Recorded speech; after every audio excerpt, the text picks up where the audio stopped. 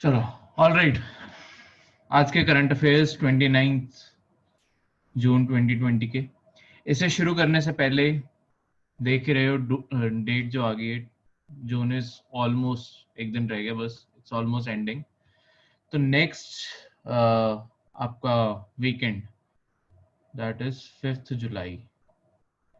5 जुलाई को पूरी की पूरी हम जून की मैगजीन जो है वो डिस्कस करेंगे सारी, फ्रॉम बिगनिंग टू स्टार्ट। तो तुम्हें सारी की सारी मैगजीन की कंपाइलेशन मिल जाएगी, प्लस हम सारे के ऊपर लेक्चर करके हम पूरा जून रिवाइज कर लेंगे।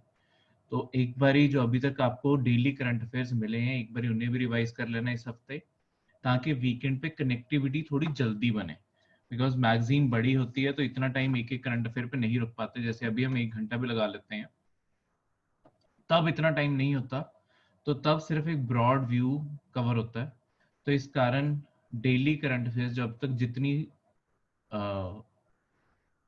मिली हैं आपको, और प्लस जो उनकी वीडियोस हैं उन सबको दोबारा से देख लेना, ताकि एक तरह से रिवाइज हो जाए।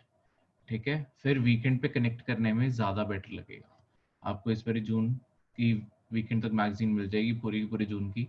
उसके बाद वो मैगजीन को संभाल के रखना अगले साल जिन्होंने पेपर में अपेयर होना है, इस साल भी जिन्होंने अपेयर होना है। तो क्योंकि पेपर सितंबर अक्टूबर में जाके है, तो तब तक तो करंट अफेयर वैसे भी करने हैं। अगले साल के लिए तो वैसे भी अगले साल का पेपर होपफुली सारी कंडीशन सारी ठीक हो जाएंगी, तो पेपर फिर आपका मई में ही होना है। ठीक है, मई 2021 में, अगले साल के पेपर की बात कर रहा हूँ। तो मई 2021 के पेपर के लिए जून से लेके अगले साल के मई 15 तक, मतलब लेट्स सपोज हम चलते हैं कि मई 20 को पेपर होता है, तो 15 मई तक हम क्लास में करंट अफेयर्स कवर करेंगे और वो सारे पढ़ते रहने हैं। तो जून ऑनवर्ड्स अपनी मैगजीन संभालना शुरू कर दो। ठीक है, तो आज आपके करंट अफेयर कम ही है और दोनों इन्वायरमेंट से जुड़े हुए ही है। ठीक है, तो इन्वायरमेंट के बहुत ज्यादा करंट अफेयर्स पेपर में आते हैं, तो इस कारण इन्वायरमेंट एक इंपॉर्टेंट टॉपिक बनता है करंट अफेयर्स की जब कवरेज की बात करें। चलो, सबसे पहला ड्राफ्ट ये नोटिफिकेशन। पता रिसेंटली अभी क्या कहते हैं, तुम्हारी जो ministry of environment forest and climate change है ना, इसने ना एक प्रोसेस होता है किसी भी प्रोजेक्ट को अलॉट करने से पहले उसकी इन्वायरमेंट इम्पैक्ट असेसमेंट की जाती है। उसकी जो अभी उसमें ना अभी कुछ चेंजेस किए गए हैं जो ये क्लियरेंस लेने में बहुत ज्यादा आसानी करते हैं। मतलब अब पहले से प्रोजेक्ट्स को, कोई भी फैक्ट्री, मतलब कोई बड़ा प्रोजेक्ट लगना होता है, जैसे डैम लगना हो या कोई फैक्ट्री लगनी हो, कुछ भी लगना हो जो एक्चुअली जाके आपके इन्वायरमेंट पे इम्पैक्ट डालेगा। ठीक है, किसी भी तरीके से इन्वायरमेंट को चेंज करने की कैपेबिलिटी रखता है, उसके लिए इन्वायरमेंट इम्पैक्ट असेसमेंट टेस्ट जरूरी होता है। मतलब कोई भी लार्ज स्केल प्रोजेक्ट हो गया, चाहे बड़ी फैक्ट्री लग रही हो, चाहे डैम लग रहे हो, चाहे कैनाल सिस्टम कहीं से निकालना हो, कोई भी ऐसा प्रोजेक्ट हो जिसमें इन्वायरमेंट डिस्टर्ब हो रही है, उसके लिए इन्वायरमेंट इम्पैक्ट असेसमेंट प्रोजेक्ट जरूरी होता है। तो इन्वायरमेंट इम्पैक्ट असेसमेंट में होता क्या क्या है, देखो इसमें सिर्फ इन्वायरमेंट कवर नहीं होती। Environment is one of the components. Environment के अंदर क्या क्या होता है कि, मतलब पहले इन्वायरमेंट की बताता हूँ कि अभी फिलहाल कितने पेड़ कट रहे हैं, कितना एरिया, लेट्स सपोज डैम बन रहा है तो कितना एरिया पानी के अंडर आ जाएगा।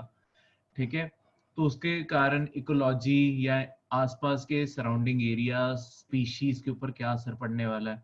उसके बाद एक और बहुत ही इंपॉर्टेंट कंपोनेंट होता है कि जिस एरिया पे इफेक्ट पड़ रहा है वहां की लोकल कम्युनिटीज पे क्या फर्क पड़ रहा है। लेट्स सपोज कहीं पे डैम बनना है, डैम बनने के कारण जो आसपास कम्युनिटीज के घर थे वो शायद डूब जाए। ठीक है, मतलब वहां पे उनके घरों की साइड पानी जाने लग जाए, तो ऑब्वियसली उन्हें वो जगह खाली करनी पड़ेगी, तो उन लोगों को कंपनसेशन देनी जरूरी है ना। तो ये सब कुछ इन्वायरमेंटल इम्पैक्ट असेसमेंट में डाला जाता है कि लोगों पे क्या असर पड़ रहा है, ठीक है, इन्वायरमेंट पे क्या असर डल रहा है, ऐसी सारी चीजें कवर की जाती है। और एक तुम्हें जो पेपर में चीज आ सकती है कि इन्वायरमेंटल इम्पैक्ट असेसमेंट, अगर ओनली वर्ड लिखा हुआ है स्टेटमेंट में, ओनली बुरी चीजों को, एडवर्स चीजों को कवर करता है, सिर्फ बुरे असर को कवर करता है, ये स्टेटमेंट गलत होगी। ये इस प्रोजेक्ट से फायदे क्या होंगे उन्हें भी काउंट करता है, और बुरे असर क्या होंगे उन्हें भी काउंट करता है।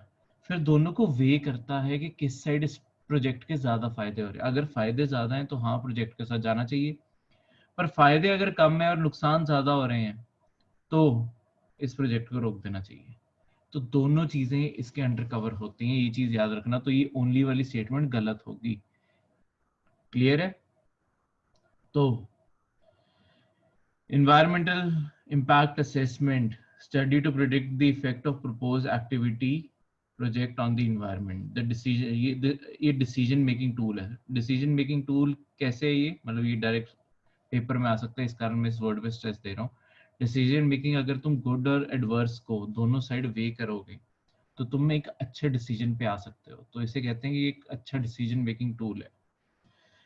Compares various alternatives for the projects and seeks to identify one which represents the best combination of economic and environmental costs and benefits। जो जैसा मैंने तुम्हें बताया वही यहाँ पे लिखा हुआ है। ठीक है, फिर अलग अलग स्टेजेस डिफाइन की हुई हैं कि कैसे कैसे चीजें कंसिडर होती हैं, जैसे कि प्रोजेक्ट और उसके mitigation, early stage planning, environmental assessment के क्या क्या बेनिफिट होंगे, मतलब क्या क्या बेनिफिट्स होते हैं। प्रोटेक्शन ऑफ एनवायरनमेंट हो जाती है, ये तुम्हें डायरेक्टली क्वेश्चन आ सकते हैं कि EIA के क्या बेनिफिट्स हैं। एक तो प्रोटेक्शन ऑफ एनवायरनमेंट हो जाती है, ऑप्टिमम यूटिलाइजेशन ऑफ रिसोर्सेज हो जाती है, टाइम की सेविंग हो जाती है, कॉस्ट की सेविंग हो जाती है। ठीक है, तो ये सारे इसके फायदे हैं। और कम्युनिटीज के साथ कन्फ्लिक्ट कम हो जाते हैं। ठीक है, डिसीजन मेकर्स को एक अच्छी इंफॉर्मेशन मिलती है, हेल्पिंग ले the base of environmentally sound projects, और एनवायरमेंटली साउंड प्रोजेक्ट्स बनाने में हेल्प करता है। तो ये हैं सारे के सारे। इसमें अब है क्या, 2006 में जब इसे पास किया गया था, मतलब इसके अंडर अभी भी क्राइटेरिया, इंडस्ट्रीज को कैटेगरी ए या कैटेगरी बी में डाला जाता है। ये किस चीज के ऊपर डिपेंड करता है कि इनकी थ्रेशोल्ड कैपेसिटी कितनी है और ये कितना पोल्यूशन करने की कैपेबिलिटी रखते हैं।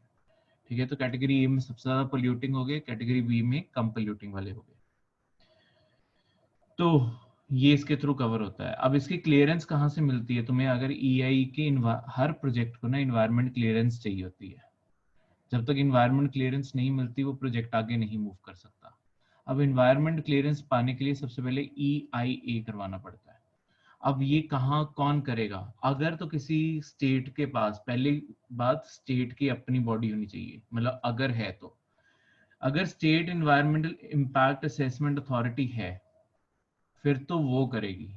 पर अगर किसी स्टेट के पास अपनी खुद की बॉडी नहीं है तो ministry of environment and forest, जो सेंटर की मिनिस्ट्री है, वो करके देती है।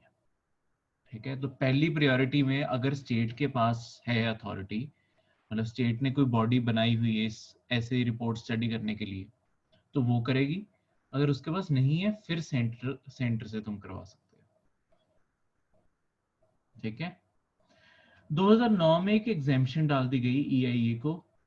15 मेगावाट प्लांट से छोटी कैपेसिटी वाले जो बायोमास के पावर प्लांट्स हैं उन्हें EIA लेने की जरूरत नहीं है। म्यूनिसिपल सॉलिड वेस्ट के थ्रू जो पावर प्लांट्स चलेंगे, ठीक है, उन्हें लेने की जरूरत नहीं है। तो ये बेसिकली इसके लिए एग्जाम्पशन क्यों डाली गई है? देखो, एक तो तुम्हारा बायोमास और दूसरा तुम्हारा municipal waste, municipal solid waste, इन दोनों में ऐसा क्या है? देखो, इंडिया में ये मतलब बायोमास जैसे गोबर या किसी चीज से एनर्जी बना सकते हैं हम, और नेचुरल गैस ये सब कुछ बन सकता है।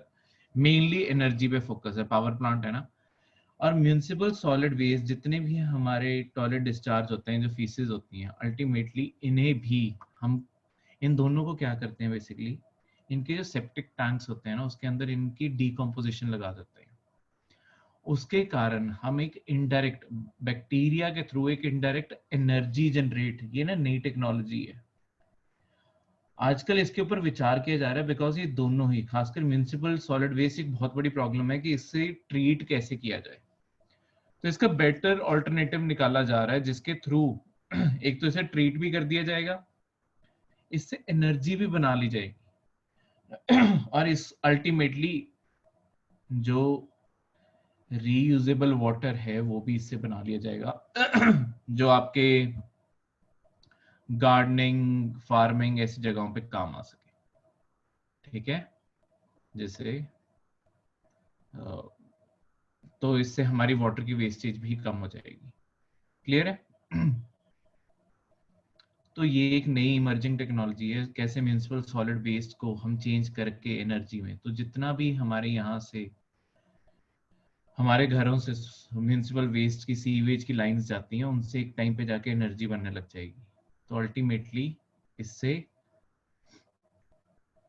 एक तो एनवायरनमेंट पे इम्पैक्ट वैसे ही कम पड़ता है, मतलब ऑब्वियसली तुम्हें ट्रीट नहीं करना पड़ता, ना तुम्हें ओपन जगहों पे या रिवर बॉडीज में डंप करना पड़ता है कुछ, जब उससे एनर्जी बनने लग जाएगी। दूसरा तुम्हारा फर्टिलाइजर, तीसरा तुम्हारा पानी अलग से बच जाएगा, जो ऑब्वियसली ह्यूमन ड्रिंकिंग में हम नहीं यूज करेंगे, पर लॉन्स का पानी या एग्रीकल्चर में या और सब्सिडरी एक्टिविटीज हैं उसके लिए पानी यूज किया जा सकता है। तो ये सारे स्टेप्स हैं, तो मैं स्टेप्स पूछा जा सकता है क्या क्या स्टेप्स इन्वॉल्व हैं ईआई में। स्क्रीनिंग होती है, फिर स्कूपिंग होती है, फिर इम्पैक्ट एनालिसिस जाती है, फिर रिपोर्टिंग होती है, फिर रिव्यू किया जाता है, फिर डिसीजन मेकिंग होती है, फिर एंड में सारा करने के बाद प्रोजेक्ट कैसा चल रहा है उसकी पोस्ट मॉनिटरिंग भी की जाती है। ठीक है, एक बार प्रोजेक्ट शुरू हो जाए उसके बाद देखा जाता है कि सारी गाइडलाइन जो ईआई ने दी थी वो फॉलो कर रहे हैं या नहीं कर रहे हैं।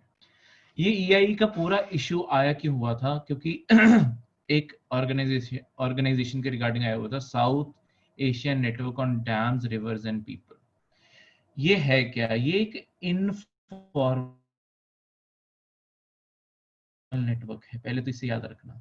अब फॉर्मल और इनफॉर्मल नेटवर्क का मतलब क्या होता है, देखो जहां पे वर्ड आएगा फॉर्मल, ठीक है, फॉर्मल वर्ड का मतलब है कि कोई एग्रीमेंट साइन हुआ है कंट्रीज के बीच में, कोई एग्रीमेंट साइन हो गया है जिस फ्रेमवर्क के अंडर वो काम कर रहे हैं।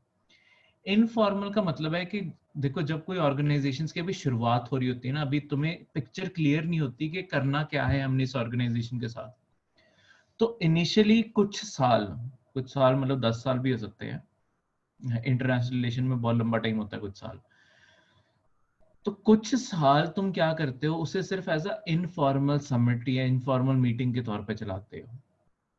इनफॉर्मल मीटिंग के तौर पे क्या होता है, हर कंट्री अपनी कॉन्ट्रीब्यूशंस, अपनी एस्पिरेशंस और वो ऑर्गेनाइजेशन के थ्रू क्या चाहती होगी, वो सारे सजेशंस पोर इन होते रहते हैं। तुम कई प्रोजेक्ट्स पे काम करना भी शुरू कर देते हो, पर अल्टीमेटली गोल क्या होता है कि एक दिन जाके से फॉर्मल ऑर्गेनाइजेशन बनाई जा सके, यानी कि कोई एग्रीमेंट हो जाए जहां से ये प्रॉपर शेप में आ जाए।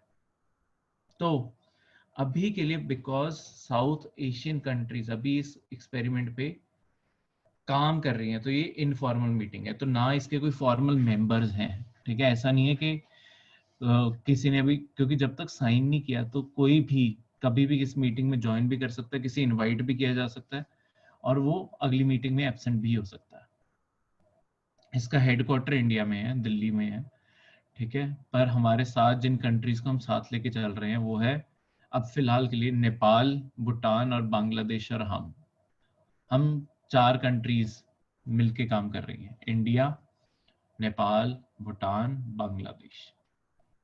ठीक है, तो ये सारे मिलके रिवर कम्युनिटीज और लार्ज स्केल वाटर इंफ्रास्ट्रक्चर जैसे डैम्स, इन सब पे मिलके एक साथ काम कर रहे हैं। इनके जो इन्वायरमेंटल इम्पैक्ट होंगे, लोगों को कैसे बेटर रिवर और डैम्स के थ्रू कैसे कहाँ कहाँ डैम्स बनाए जा सकते हैं। देखो होगा क्या, अगर हम में अंडरस्टैंडिंग होगी तो हमें समझना जरूरी है कि आने वाले टाइम पे वाटर एक बहुत ही मेजर रिसोर्स बनने वाली है हर जनरेशन के लिए।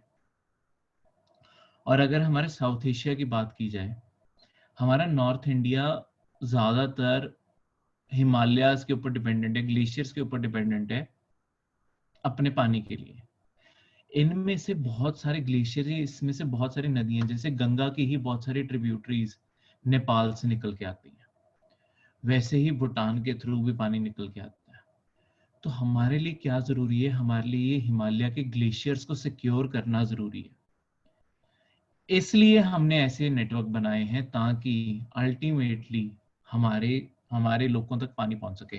देखो अगर कल नेपाल ने डैम्स बनाने शुरू कर लिए, डैम्स बना लिए, नेपाल में तो पानी सरप्लस होगा, पर हमारे यूपी बिहार उससे नीचे वाले प्लेन्स जहाँ पे भी गंगा जाती है, गंगा में पानी कम आने लग जाएगा। तो हमें क्या करना जरूरी है, हमें कोऑर्डिनेशन बिठानी, मतलब उससे हमारे रिलेशंस भी और खराब हो जाएंगे ऑब्वियसली। तो इसलिए कोऑर्डिनेशन बिठानी बहुत जरूरी है, जहाँ पे नेपाल, इंडिया, भूटान और हमारे यहाँ से पानी बांग्लादेश में भी जाता है, अगर हम रोक ले बांग्लादेश को ना पानी मिले, तो इस कारण ये कोऑर्डिनेशन बिठानी जरूरी है ताकि सबको पानी भी मिल सके। ऐसा भी ना हो कि जिस साल बारिश ज्यादा आई, किसी का डैम ज्यादा भर गया, नीचे वाले पानी लेने को तैयार नहीं है, तो ऊपर बाढ़ आ रही है। तो हर साइड बैलेंस करनी जरूरी है, अपने ग्रीवियंसेस, अपने एक्सपीरियंसेस सब कुछ शेयर करना जरूरी है। इस कारण ऐसे ऑर्गेनाइजेशंस का बहुत बड़ा रोल होता है। ठीक है, अब यही है कि dam river people across India और बियॉन्ड, इससे बातें हम करते हैं। ठीक है, ये ऐसा प्लेटफॉर्म बनाया हुआ है ये इसके ऊपर। Next is centre unveils new rules to regulate exotic animal trade. मैंने तुम्हें थोड़ी क्लासेस पहले बताया था, वर्ड एक्सोटिक किस चीज के लिए यूज किया जाता है, कौन बताना चाहेगा? एक्सोटिक स्पीशीज बारे बताया था ना, एक्सोटिक स्पीशीज।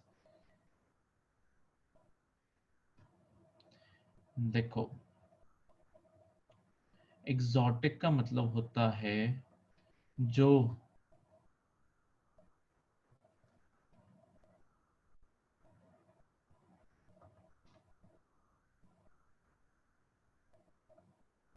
किसी लोकल एनवायरनमेंट को स्पीशीज नहीं बिलोंग करती, उसे एक्सोटिक कहते हैं।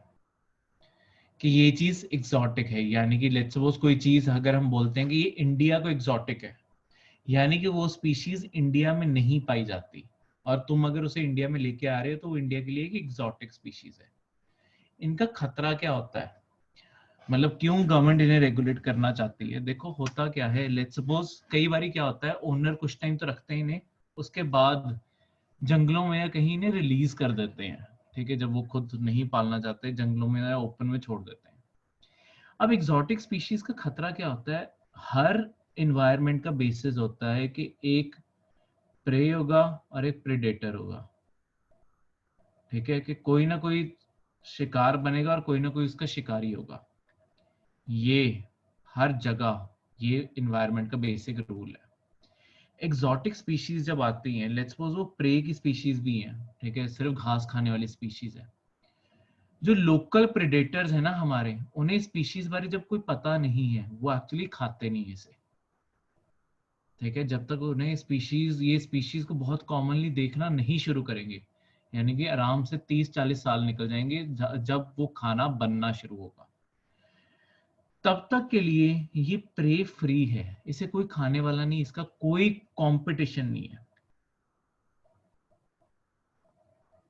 इसका कोई कंपटीशन नहीं है एनवायरनमेंट में। और जब कंपटीशन नहीं होता ना, तो एनवायरनमेंट में बेसिकली जो एक लाइन पड़ी होगी हमेशा, सर्वाइवल ऑफ द फिटेस्ट, वो वाला सिनेरियो कभी नहीं बनता।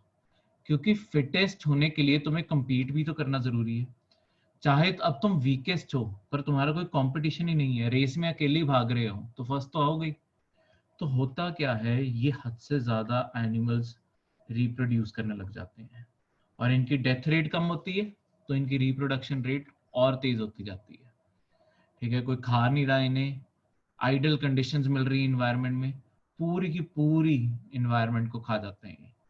तो पूरे जंगल को, जो ओरिजिनल स्पीशीज होती हैं, उन्हें भी रिप्लेस करने की चांसेस रखते हैं। इस कारण इन स्पीशीज को हमेशा रेगुलेट करना बहुत जरूरी होता है। बहुत सारी कंट्रीज में बहुत सारी प्रॉब्लम्स आ रही हैं, जैसे कि मैंने तुम्हें पहले भी एग्जांपल दिया था, बथेरा, तुमने उसका नाम सुना होगा। ड्रग लॉर्ड जो रहा है पाब्लो एस्कोबार, उसे बड़ा शौक था जानवरों का। उसने क्या किया, उसने अफ्रीका से हिप्पोपोटामस मंगवा लिए, वो जो बहुत ही बड़े मुंह वाले जानवर होते हैं, हिप्पोपोटामस, वो मंगवा लिए। मतलब जब वो मुंह खोलते हैं, बहुत ही बड़ा मुंह खोल सकते हैं, फीट्स में जाता है उनका मुंह। वो जानवर अब क्या है, सारे कोलंबिया में फैलते ही जा रहे हैं, बिकॉज उनके ओरिजिनली वो साउथ अमेरिका में पाए भी नहीं जाते थे, वो अफ्रीकन एनिमल है। तो वहाँ पे वहाँ की लोकल बीमारियां सब कुछ के कारण हिप्पोपोटामस की पॉपुलेशन कंट्रोल रहती थी। साउथ अमेरिका में, और वो ज़्यादा टाइम पानी में रहते हैं, तो अफ्रीका में जैसे ड्रॉट्स आगे कुछ आगे तो भी उनकी डेथ होती रहती थी। साउथ अमेरिका में पानी की भी भरमार है, ठीक है, पूरी ग्रीन इन्वायरमेंट मिली है, पूरा खाना भी अच्छा मिल रहा है, पानी भी मिल रहा है, पूरी अपनी बेस्ट लाइफ एंजॉय कर रहे हैं, तो उनकी पॉपुलेशन एक्सप्लोजन हो रही है इस टाइम। तो कोलंबिया की सरकार को समझ नहीं आ रहा अब इनके साथ किया क्या जाए, ठीक है। तो ऐसी सिचुएशन कभी इंडिया में, खैर बहुत सारे स्पीशीज हैं जो हमारे लोकल स्पीशीज को रिप्लेस कर चुकी हैं, पर हमेशा जब भी काम किया जाएगा थोड़ा सा तो बेटर होगा।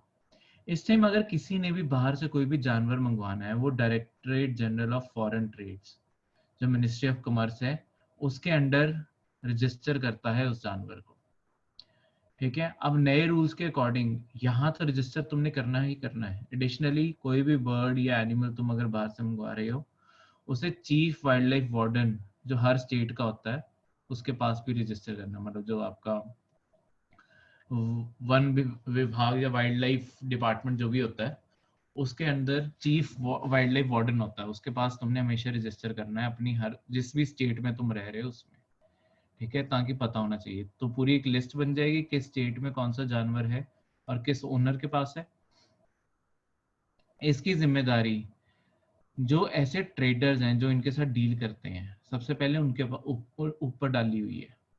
वाइल्ड लाइफ डिपार्टमेंट ने को ये पावर दे दी गई है न्यू रूल्स में कि उनकी जितनी भी इन्वेंट्री मतलब जहां पे भी उन्होंने जानवर रखे हैं, एक तो उन जानवरों को कैसी कंडीशन में रखा गया है, ठीक है, चाहे जानवर हो चाहे प्लांट्स हो, और दूसरा मतलब अच्छी कंडीशन में रखा गया हो, सेल्बीरियस कंडीशन मतलब अच्छी कंडीशन में रखा गया, और दूसरा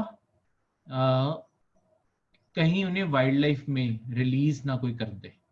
तो ये दोनों चीजों का चेक एक साथ हो जाता है।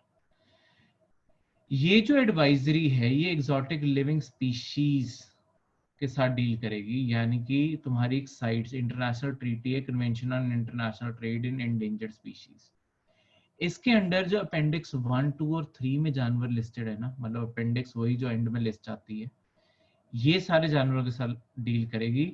और जो वाइल्ड लाइफ प्रोटेक्शन एक्ट 1972 में जानवर है उनके साथ डील नहीं करेगी। ये चीज याद रखना, ये डायरेक्ट स्टेटमेंट बनेगी किस ट्रीटी के साथ ये डील करेंगे और किसके साथ नहीं डील करेगी, ठीक है। ये अभी जो तुम 2-3 दिन पहले करंट अफेयर पढ़ा था, FATF financial action task force पढ़ी थी ना पाकिस्तान के रिगार्डिंग, तो उसके रिपोर्ट में एग्जॉटिक स्पीशीज या इलीगल वाइल्ड लाइफ ट्रेड जो एग्जॉटिक स्पीशीज का, इसे एक बहुत बड़ा ग्लोबल थ्रेट माना जा रहा है, क्योंकि इसका थ्रेट इनडायरेक्टली किसी न किसी तरीके से ऑर्गेनाइज क्राइम, जैसे कि जो तुम्हारे कई टेररिस्ट ऑर्गेनाइजेशंस पैसे कमाने के लिए ये करती हैं, कई माफिया, बहुत मतलब जितना भी तुम्हारा इलीगल नेटवर्क है वो इन्हीं चीजों के थ्रू तो ऑब्वियसली पास होगा, जो तुम्हारी ड्रग चेन्स हुई या इलीगल वेपन्स की चेन्स हुई या हवाला का नेटवर्क, कोई भी वेल एस्टैब्लिश्ड नेटवर्क होना चाहिए तभी इलीगली ये ट्रेड मूव कर सकता है। तो वो हमेशा ऑर्गेनाइज क्राइम के सेक्टर में ही एग्जिस्ट करता है, तो उनके थ्रू ये चीजें ऑपरेट कर रही हैं, तो उन्हें इसके थ्रू कमाई और सपोर्ट बहुत अच्छी मिल रही है, तो वो इस ट्रेड को और बढ़ा रहे हैं। इस कारण हम इसे रोकना चाहते हैं, बिकॉज इसके ऊपर ग्लोबल टेररिज्म का, global weapon proliferation, drugs proliferation, ये सारी चीजें भी इन्हीं नेटवर्क्स के ऊपर टिकी हुई हैं, ठीक है। तो उनकी अगर तुम हर जगह से पैसे की चेन नहीं कट करोगे तो हमेशा ग्रो करते रहेंगे। इंडिया के अंदर ऐसे सारे क्राइम्स को पकड़ना, मतलब ऐसे क्रिमिनल्स को पकड़ने का और उन्हें इन्वेस्टिगेट करने का टास्क है wild life crime control bureau के अंडर। इसका काम है कोऑर्डिनेशन बिठाना, जैसे स्टेट पुलिस में औरों में, और खुद भी रेड डाल सकती है, और इस पूरे इलीगल ट्रेड को रोकना इसका काम है इंडिया के अंदर, इंडिया ऑर्गेनाइजेशन में। तब साइट्स ट्रीटी की बात करें, इसे वाशिंगटन कन्वेंशन भी बोला जाता है, बिकॉज ये वाशिंगटन DC में साइन की गई थी। जिस भी शहर में साइन की जाती है ना, यूजली उसी से उसका नाम पड़ जाता होता है। मल्टीलेटरल ट्रीटी है जिसका काम है इंडेंजर्ड प्लांट्स और एनिमल्स को प्रोटेक्ट करना। ठीक है, तो 1963 में अडॉप्ट की गई थी। IUCN की जब मीटिंग चल रही थी तब इसे प्रपोज करके इसे अडॉप्ट कर लिया गया था। ऑलमोस्ट दुनिया की सारी कंट्रीज साइट के मेंबर है, इंक्लूडिंग इंडिया भी साइट्स का मेंबर है। ठीक है, तभी हमने ऊपर वाला अपना पैक्ट साइट्स के अकॉर्डिंग बनाया। इसमें करना क्या होता है, इसमें ऐसा नहीं है कि तुम्हें सारा ट्रेड ही बंद कर देना है स्पीशीज में। तुमने इंटरनेशनल ट्रेड को रेगुलेट करना है ताकि एनिमल्स और प्लांट्स जो इसके थ्रू ट्रेड हो रहे हैं उनका सर्वाइवल इंश्योर किया जा सके वाइल्ड में। ठीक है, ऐसा नहीं सिर्फ अब जू में ही पाए जाते हैं, तो इतना ज्यादा ट्रेड भी ना हो जाए कि उनकी वाइल्ड में पॉपुलेशन ही खत्म हो जाए। एक रेगुलेटेड ट्रेड, जैसे तुम्हारे बाघ है, तुम्हारे टाइगर्स हैं, अगर उन्हें बार बार पकड़ पकड़ के एज एग्जॉटिक एनिमल इधर उधर बेचने जाने लगा तो कुछ टाइम बाद बाघ इंडिया में ही नहीं बचेंगे। पर अगर किसी कंट्री को बाघ चाहिए, जैसे कि कंबोडिया जैसे देश, उन्होंने हमसे रिक्वेस्ट की है कि उनके कंबोडिया में क्या हुआ है, कंबोडिया में ना बाघ टाइगर जो है वो उनके जंगलों से खत्म हो चुके हैं, तो उन्हें अपने जंगलों में री इंट्रोड्यूस करने की जरूरत है। बिकॉज टॉप प्रेडेटर है वो, टॉप का शिकारी है वो, तो उसे अगर तुम नहीं इंट्रोड्यूस करोगे तुम्हारी एनवायरनमेंट बहुत ही ज्यादा इम्बैलेंस हो जाती है। तो उन्हें अब बाघों की या शेरों टाइगर्स की जरूरत है। तो उन्होंने इंडिया से रिक्वेस्ट की है कि कुछ टाइगर हमें दे दो ताकि हम अपने वाइल्ड लाइफ में इंट्रोड्यूस कर सकें और उनकी प्रोटेक्शन भी करेंगे। ठीक है, ये गारंटी देनी पड़ती है। तो इंडिया अराउंड 10 टाइगर्स, ठीक है, पिछले साल की बात है, तो इंडिया ने तब बोला था कि हम कंबोडिया को 10 टाइगर्स देंगे। ठीक है, तो अभी नेगोशिएशन वो सब कुछ चल रहा होगा, जब हो जाएगा 10 टाइगर्स कंबोडिया को दे दिए जाएंगे। साइट जो है लार्जेस्ट और ओल्डेस्ट कंजर्वेशन और सस्टेनेबल यूज एग्रीमेंट है, बिकॉज 63 में देखो तुम्हारे ज्यादातर चीजें 1992 जब क्लाइमेट चेंज के एग्रीमेंट हुआ तब हुआ। ठीक है, बस एक आधा ही तुम्हारा 70s और 80s में हुए हैं। 80s में तुम्हारा मॉन्ट्रियल जैसे हुआ बहुत ही कम ऐसे हैं जो कंजर्वेशन के, तो खासकर 70s में हुआ था, जिसके बाद सस्टेनेबल यूज की, जहां से ब्रडलैंड कमेटी सस्टेनेबल रिपोर्ट जो हमने पढ़ी थी वो सब कुछ निकल के आई थी। पर उससे पहले कोई ऐसी बात सोचता भी नहीं था 63 में। So one of the earliest चीज है ये लीगली बाइंडिंग है। ऐसे पॉइंट्स आते हैं, मैं तुम्हें इस कारण की खास वर्ड बता रहा हूँ, ये लीगली बाइंडिंग है, बट ये कभी नेशनल लॉज को रिप्लेस नहीं करता। ठीक है, उसके ट्रीटीज मतलब लीगली बाइंडिंग कैसे है कि हर जो पार्टीज की साइन करती है इस ट्रीटी को, वो एग्री करती है कि हाँ हम इसके सारे रूल्स एंड रेगुलेशंस मानेंगे और इन्फोर्स करवाएंगे। पर उन्हें इन्फोर्स कैसे करवाना है और क्या मशीनरी पूरी यूज करनी है वो हमेशा नेशनल लॉ के ऊपर डिपेंड करेगा। सजाएं भी नेशनल लॉ के अकॉर्डिंग मिलेगी, हर देश की अपनी अपनी सजाएं हैं। बस ये मेंबर्स के ऊपर जिम्मेदारी डाल देता है कि उन्हें काम करना पड़ेगा। ठीक है, अगर वो काम नहीं करते तो उनके ऊपर सैंक्शंस लग सकते हैं। ठीक है, जैसे ट्रेड सस्पेंड किया जा सकता है जब तक वो अपना करेक्टिव मेजर्स नहीं होते। ये सारे स्टेप्स बताए हैं कि अगर कोई वायलेट करता है तो कैसे होता है। क्लियर है ये सब कुछ, मतलब जैसे पहले कोऑपरेशन बंद हो जाएगी उस कंट्री के साथ, बाकी कंट्रीज कोऑपरेट करना बंद कर देंगी। फिर एक फॉर्मल वार्निंग जाएगी उस कंट्री को कि तुम अपना ट्रेड ठीक करो, नहीं तो तुम्हें सस्पेंशन हो सकता है। उसके बाद जो इसका सेक्रेटरीट है वहां से लोग विजिट करेंगे कैपेसिटी वेरीफाई करने के कि क्या वो कंट्री अभी भी कुछ कर रही है या नहीं कर रही है। अगर वो नहीं कर रही तो फिर उसके बाद सारी पार्टीज को बोल दिया जाता है कि इसके साथ एनिमल्स और प्लांट्स का ट्रेड बंद कर दिया जाए। और आखिरी में स्टेप्स बताए जाते हैं कि आपको क्या करना पड़ेगा जिससे आप ये ट्रेड वापस से सही कर सकते हैं, जो पूरा बैलेंस है वो सही कर सकते हैं। लास्ट में हमारी वही organisation point, wildlife crime control bureau. ये एक स्टैट्यूटरी बॉडी है। स्टैट्यूटरी का क्या मतलब है, इसके लिए एक एक्ट एग्जिस्ट करता है जिसके अंडर ये बनाई गई है। कौन सा act? Wild life protection act amendment 2006 के थ्रू ये बनाई गई थी। ठीक है, मतलब अमेंडमेंट हुई थी, एक्ट तो वही 1972 वाला है, पर 2006 में अमेंड करके इसका प्रोविजन डाला गया और उसके थ्रू ये बन गई। तो ये स्टैट्यूटरी किसी एक्ट के थ्रू आ रही है, याद है ना, पॉलिटी में हमने पढ़ा है। तो ministry of environment, forest and climate change के अंडर है ये बॉडी, और ऑर्गेनाइज्ड वाइल्ड लाइफ क्राइम से ये डील करती है। क्लियर? कोई भी डाउट इन सारे करंट अफेयर्स में, इन 2 करंट अफेयर्स में?